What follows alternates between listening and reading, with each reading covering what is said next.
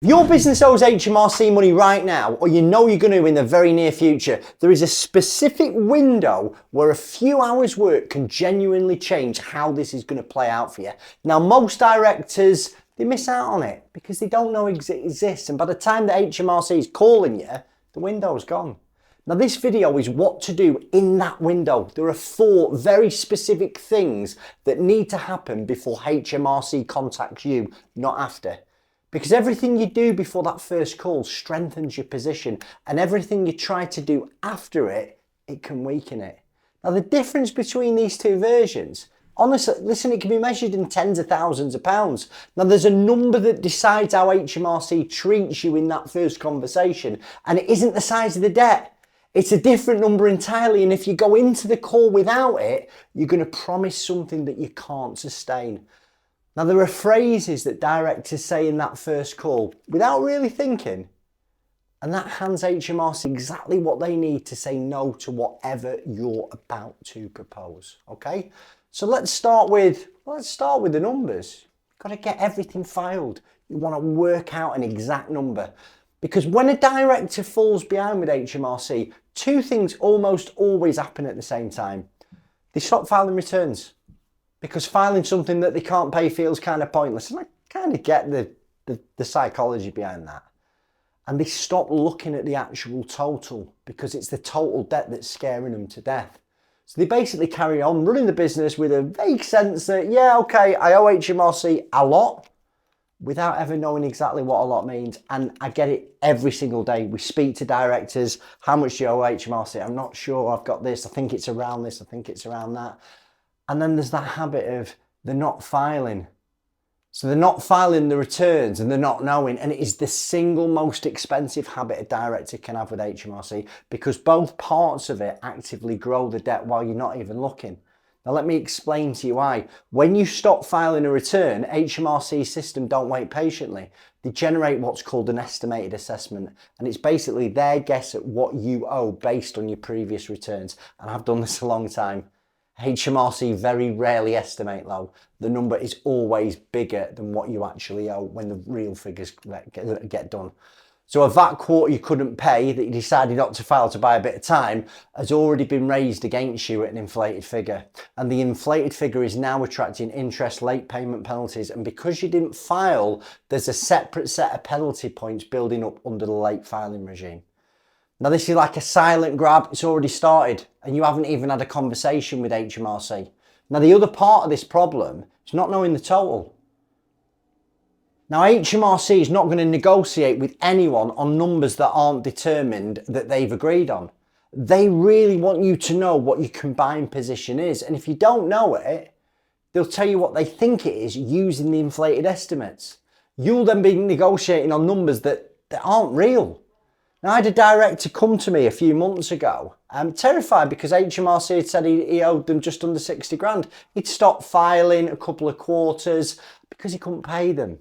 And the 60 grand was HMRC's estimated assessment plus some penalties. Now, we told him, listen, get to your accountant, you need to get these returns in, you need to bring a new bookkeeper in. And when he got the returns filed, the VAT he owed were closer to 38 grand. So there's basically £22,000 what he thought he was owed was essentially ghost debt. It was generated purely because he'd stopped filing.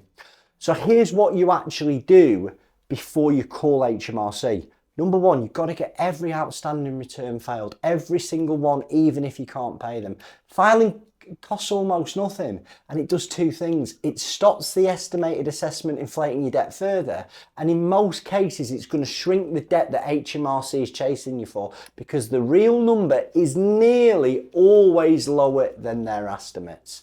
Listen, I've had directors save 5 figures just by getting the missing returns filed. Number 2 though, once everything's filed, you've got to add it all up. Get a figure that you owe across VAT, PAYE, corporation tax, S455 tax if you've got an overdrawn director's loan account. And once you've got that figure, you've got something to play with. And that's what you're walking into that conversation with HMRC with. Not a rough, I don't know, I owe you a lot. You've got an exact figure that you're going into battle with. And the lesson is this. You need 2 things before HMRC calls. You want every single return filing, and one combined exact debt figure. If you skip either, you're walking into a conversation on HMRC's terms, and there's a good chance that they're not going to want to deal with you. Which brings me to the second figure that you need. Because knowing what you owe them is kind of only half of it. The other half, the half that actually decides whether HMRC is going to work with you or not, is knowing what your business can pay. What can you afford? And there's a very specific number for that too. Because, listen, once you know what you owe, the next question HMRC is going to ask is, what can you pay? And this is where directors get themselves in the most trouble, because in the moment, you're under pressure. Most directors are going to offer a number that sounds impressive. They just think, right, if I give them a decent monthly amount, HMRC will treat them well and they'll bugger off, they'll leave me alone. So they pluck a figure out the air, and it's based on really, I just want this call to end, or I want this HMRC officer out of my business. And you promise it. HMRC logs it, and 3 months later, you miss a payment. Because the number you set off with was never realistic. And that missed payment is the moment everything literally falls apart, because your time to pay arrangement isn't a gentle understanding. It is a formal contract with HMRC. And if you miss a payment, HMRC are going to tear it up. They're going to demand the whole debt immediately. And they're now treating you as someone who broke their word, which is in a worse position than never having agreed anything in the first place. So here is how you avoid that, right? Number 3. Build a proper cash flow. It doesn't have to be a rocket scientist designing it. Do it on paper. Do it before you speak to HMRC and build it around your worst month. Now listen, anything I've said to you so far has made you think, I want to talk to this guy, I've got some issues in my business. You go to the description, top link, book a call with my team today. It's free, it's independent. I forgot how many Trustpilot reviews we've got, well over 750 with 5-star, with the number 1 on Trustpilot. If you don't want to talk to someone, I kind of understand that. The link below will give you a free guide to insolvency, and I'm going to give you that free. I just want your email address to stay in touch with you. Sound fair enough? Okay. So back to the cash flow. This is what it's going to look like in practice. Piece of paper, let's go old school, right? Put your average monthly income at the top, not your best month, not your worst month, a realistic month. And if you've had like one mega month in the last 12 months, please ignore that, okay? And if your income varies throughout the year, use the lower half of the range. And under that, list everything that you've got to pay in your business without fail. Wages, rent, key supplies you can't trade without, essential utilities, business insurance. Only the things that if you didn't pay them, the business is going to grind to a halt. And then put a bit of a contingency in there of say 20%. Now you subtract the second number from the first number, which is what is left. And that is the kind of figure that you can offer HMRC as a payment. That's what you propose, and not a penny more. Because that's the number you can hit on a bad month, and a bad month is coming whether you want to believe it or not. And if the number feels small, please don't be embarrassed by it. Because HMRC would rather have a small payment they can rely on than a big one that's going to collapse. Like a director who sustains £1,500 a month for 2 or 3 years is a director HMRC is happy to work with. A director who promises £4,000 a month and fails after 4 months is a director HMRC is now trying to shut down. And if you can offer any kind of lump sum at the start, put it in. You know, a 10 or 20% upfront payment on top of the sustainable monthly figure shows genuine intent, and it improves your negotiating position. I've seen this all the time. If you can just put a little bit of a lump down. Now the lesson's this, the figure you offer HMRC, it's not about how impressive it sounds. It's about what you can definitely keep paying on your worst month of the year for the whole length of the arrangement you're promising. Build the cash flow before the call, test it against worst case months, and offer the number that will survive in an Armageddon month. And that number is the one that keeps you off HMRC's escalation ladder, because it's the number you're actually going to pay. Now you've got your total debt figure, you've got the affordable monthly number, so on paper you're ready. But there's one more piece of prep, and it's the one directors skip most often, and they pay for this heavily. Because the numbers matter, but it's the words that you're using around them that can almost matter as much with HMRC. Now, by the time you actually pick up the phone to them, you'll have the debt number ready and you've got your affordable payment ready, okay? In your head, right, this is it, conversation's done. But it isn't. And it brings me to point number 4. Get advice on what you're going to say and what you're not going to say. Because in that first HMRC call, there are very specific phrases that directors volunteer that almost automatically undo the numbers before they've even been discussed. So you might say a sentence said out of shame or fear or desperation to be understood, and every one of these sentences is going to make the negotiation harder, and some of them are going to make it impossible. So let me tell you, listen, director called Alex, right? He came to me after he'd already had his first call with HMRC. He'd done everything I talked about in the first 2 points. His filings were up to date, his combined debt figure was accurate, his cash flow was realistic, and the monthly number he'd worked out was one he could genuinely afford.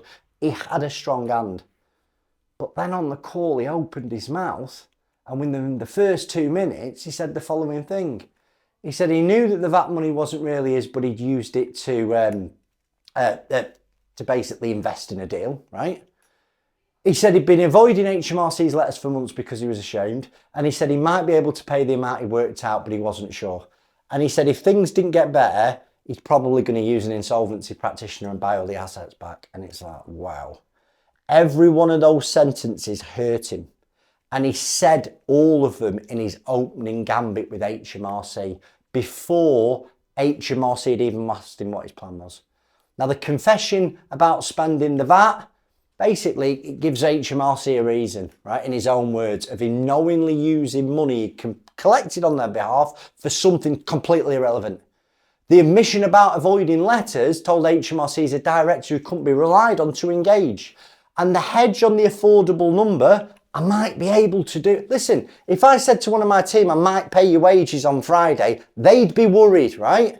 It basically told HMRC not to trust the figure that he's about to offer. And the mention of shutting down, buying the assets back and going into insolvency shows he's a phoenix risk. 4 sentences, 4 separate ways of weakening position before he'd even asked what they wanted. Now the rest of the call was Alex basically trying to undo what he'd already said, and he couldn't. HMRC turned down the proposal and they asked for a shorter timescale. And he couldn't afford that shorter timescale. He had prepared his numbers, but it didn't save him because he prepared his numbers weren't the problem. It was the bloody words he was using. Now let me tell you what he should have said instead. The first HMRC call has got 3 parts. What happened? Where are you? What can you do? That's it. You don't volunteer character feelings, confessions or threats. What happened is factual. It's a factual account of the business, right? What's caused the arrears? Is it a company going into liquidation on your contract being delayed? Costs have gone up faster than you could pass them on. 1 or 2 sentences, plain and factual, no emotional colour people. Number 2, where are you at? Is the total combined debt figure you worked out, okay? Or is it a rough number that you're picking up from here, right? This is you demonstrating that you know your own position.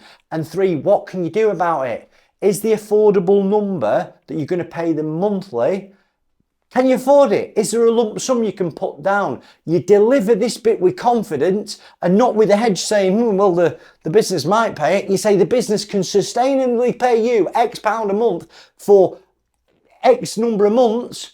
Not I might be able to, hopefully. And that's the whole conversation delivered calmly, factually, and in that order. And if you don't trust yourself to keep it, especially under pressure, if you can't have this call, get someone to have the conversation for you, because HMRC will deal with advisors every day and they respect the process. So sometimes a well-prepared, calm advisor having that conversation on your behalf is worth more than a stressed out over-explaining director making a hash of it. Now the lesson's this. HMRC's first call is a control conversation. It's not a therapy session, right? 3 things. What happened? Where are you? What can you do about it? Factually, calmly, in that order. Everything else, the fear, the shame, the guilt, the desperate need to explain yourself, tell your missus, tell your friends, tell your family. Bring the numbers you've prepared. Say only what needs to be said. And if you don't trust yourself to keep it that clean, get someone else in to do it, okay? Listen, I hope you found the video useful. Chris Worden, if you want a conversation, you're in business distress, we can help you. I want to also go to another video that is going to explain the time to pay arrangement, exactly what you should say and what you shouldn't say. Go and watch it over there if you want some more. Goodbye.